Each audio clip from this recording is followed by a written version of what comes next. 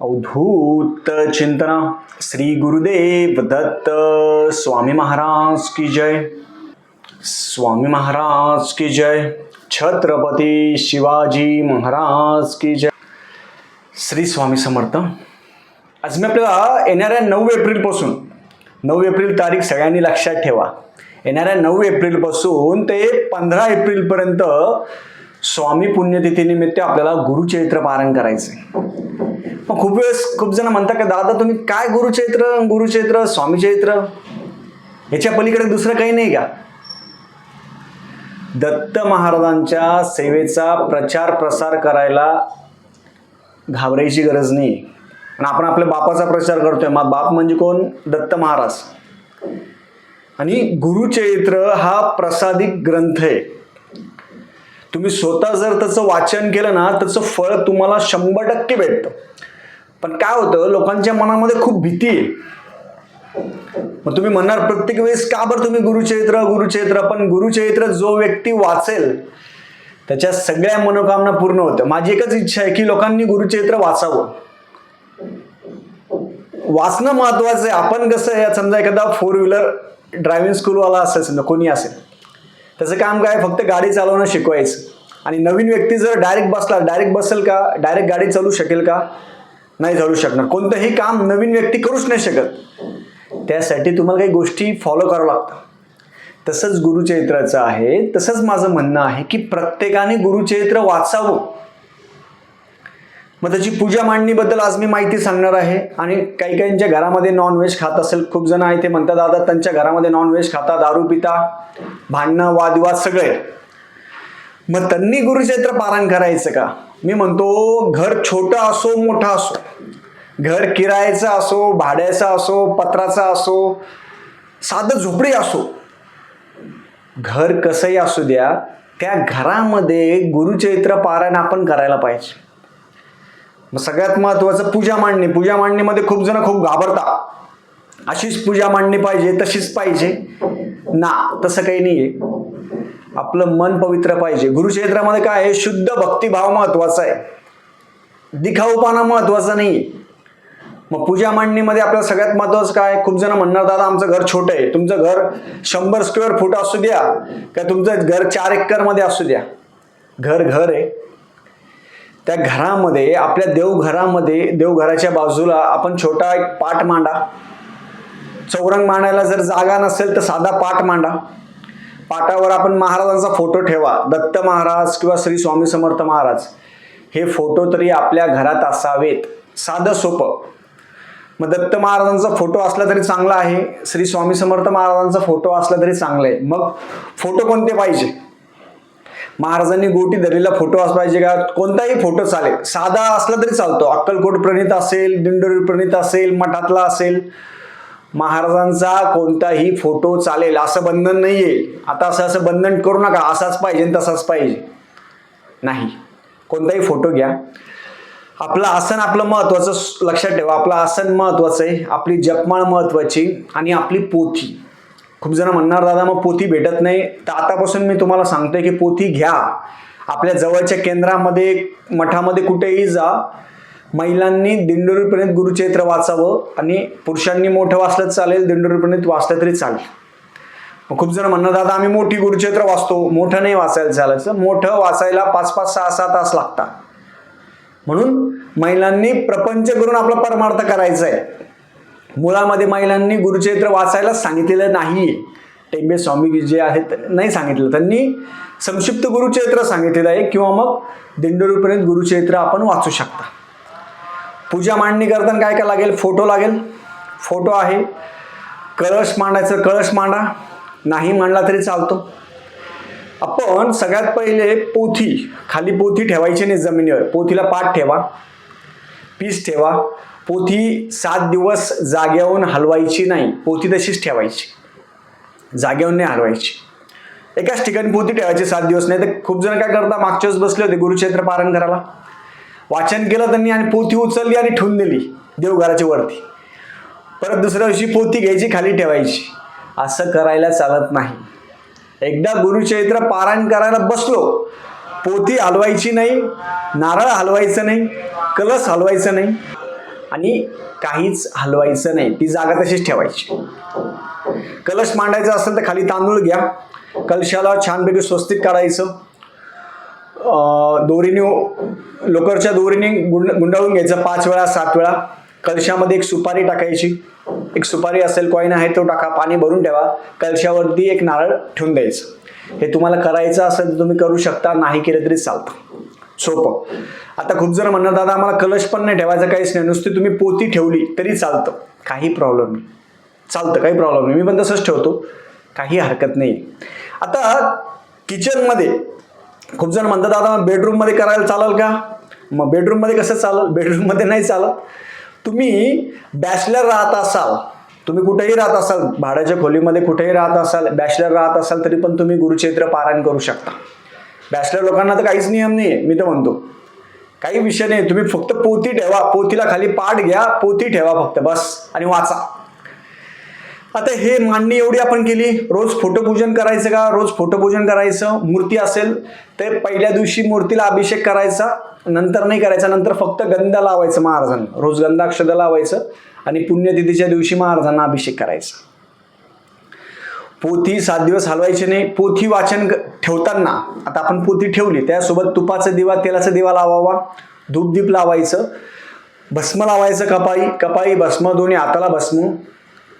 परत पोथी वाचताना मोठ्याने वाचायचं, बोटं फिरवायचे नाही, पाण्याने थुका असेल तो पोथीला लावायचं नाही. खूप जणांना सवय अशी, असं नाही करायचं. पाणी भरून ठेवा लोट्यामध्ये, ते पाण्याने तुम्ही पेज आहे ते पलटू शकता.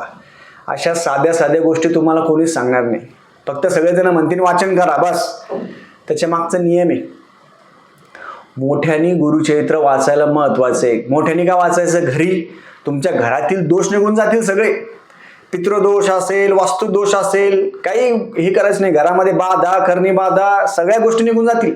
वादविवाद, भांडणं. आता गुरुचरित्र वाचन करताना खूप मुख्य प्रश्न महिलांचा असतो की दादा आम्ही कधी वाचन करायचं? आम्हाला प्रपंच आहे, सगळ्या गोष्टी आहे. हे बघा, दत्त महाराजांनी पण सांगितलेलं आहे की प्रपंच करून परमार्थ करायचं. असं नाही सांगितलं 7 दिवस सगळे प्रपंच सोडा, आपले काम धंदे सोडा आणि हेच करत बसा. नाही, 7 दिवस सुट्टी घेऊ नका, काही नाही. सकाळी 3 वाजेपासून तर दुपारी 12 वाजेपर्यंत तुम्ही गुरुचरित्र वाचू शकता. सकाळी 3 वाजेपासून काही प्रॉब्लेम. महिलांना जर असेल, रोज ड्युटी असेल, सगळ्या गोष्टी असेल, तुम्ही सकाळी 3, 3:30, 4 वाजता, 5 वाजता उठू शकता. स्नान करायचं, देवपूजा करायची असेल देवपूजा पहिले करून घ्या, नंतर नाहीतर वाचन झाल्यानंतर देवपूजा करा आणि नंतर आपण वाचन आहे ते करू शकता. सकाळच्या वेळेस गुरुचरित्र पारायण वाचायला महत्व आहे. सकाळच्या वेळेस खूप महत्व आहे, सकाळीच महत्व आहे सगळ्यात. दुपारी जसं दिवस सूर्य जसं उगवतो तसं आळस आपल्या मनामध्ये येतो. म्हणून छानपैकी मस्त सकाळी उठायचं, 3 वाजता, 3:30 वाजता, 4 वाजता स्नान करून गुरुचरित्र पारायण करायला बसायचं. मागच्या वेळेस पण खूप जण म्हणत होते दादा आम्ही अर्ध सकाळी वाचतो, अर्ध दुपारी वाचतो, अर्ध रात्री वाचतो. असं काहीच नाही आहे. हे अर्ध करायचं नाही, एकाच बैठकीत वाचायचं. वाचन करताना खडी साखर खायची, मध्ये मध्ये पाणी पिऊ शकता. आता गरमी आहे, पाणी पिऊ शकता. महाराजांना फळं असेल, ह्या गोष्टी आपण करू शकतो. आता प्रश्न राहिला की ज्यांच्या घरामध्ये नॉनव्हेज होतो, दारू होती, त्यांनी करायचं की नाही करायचं? माझं स्पष्ट मत आहे, तुम्ही अवश्य गुरुचरित्र पारायण करावं. करा तुम्ही पारायण, काही होत नाही. पोथी आणा तुम्ही, तुमचं मनातील भीती ना ती दूर करा. तुम्ही म्हणणार दादा सगळेजण ते नॉनव्हेज खाता, त्यांना खायचं खाऊ द्या. 7 दिवस त्यांना नम्र विनंती करा की ह्या 7 दिवसामध्ये तरी गुरुचरित्र पारायण करताय, ह्या 7 दिवसामध्ये तरी नॉनव्हेज आणू नका. आपल्या पतिदेवांना, आपल्या नवऱ्यांना तुम्ही म्हणा, घरामध्ये बोला. तुम्ही बोललं तर होईल, 7 दिवस ते आणणार नाही. हे असे खूप जणांचे अनुभव आहेत. काही जणांमध्ये त्या घरामध्ये रोज नॉनव्हेज व्हायचं. त्या ताईने फोन केला मला की रोज नॉनव्हेज होतं घरामध्ये, रोज दारू होती, तरी पण त्यांची इच्छा होती की त्यांना गुरुचरित्र पारायण घरी करायचं. मग मी म्हटलं घरी करायचं तर करा, पण ते म्हणणं नाही दादा हे अशा गोष्टी आहे. मी म्हटलं दत्त महाराजांना विचारायचं आणि महाराजांना विचारून आपण गुरुचरित्र सुरू करायचं. तर त्यांच्या 7 दिवसात त्यांनी त्यांच्या नवरा असेल, घरातले असेल, सगळ्यांना विचारलं आणि ते केल्यानंतर एका स्त्रीची शक्ती किती बघा. ते केल्याने त्या घरामध्ये 7 दिवस नॉनव्हेज नाही आणलं, 7 दिवस दारू नाही, काही नाही. आणि ते स्वतःहूनच घाबरत होते की त्यांचे घरचे ऐकणार नाही, हे असं मनामध्येच आपण भीतो. म्हणून तुमच्या घरामध्ये नॉनव्हेज होत असेल, काही दारू बिरू होत असेल, त्यांना सांगा समजून, बाबा 7 दिवस मी पारायण करते, हे तुमच्यासाठीच करते. आणि 7 दिवसामध्ये आपले जे नियम आहे, नॉर्मल नॉनव्हेज बंद केलं, काही प्रॉब्लेम नाही आहे, ब्रह्मचर्याचं पालन करायचं, बस. गादीवर झोपायचं नाही, 7 दिवस मौन धारण करायचं. आता ज्यांच्या घरामध्ये नॉनव्हेज हे होत असेल ना, त्यांनी काय करायचं, 9 एप्रिलच्या अगोदर 8 एप्रिललाच आपल्या घरामध्ये सगळीकडं गोमूत्र शिंपडून घ्यायचं. सगळीकडं गोमूत्र शिंपडून घ्या. सगळ्या ठिकाणी, बेडरूम असेल, हॉल असेल, सगळ्या ठिकाणी आपलं गोमूत्र शिंपडून घ्यायचं. किचनमध्ये पण, आता किचनचे जे तुम्ही नॉनव्हेजसाठी भांडे वापरत असाल, तर तुम्ही 7 दिवसामध्ये ते भांडे परत वापरू नका, हे लक्षात ठेवा. हे बेसिक गोष्टी.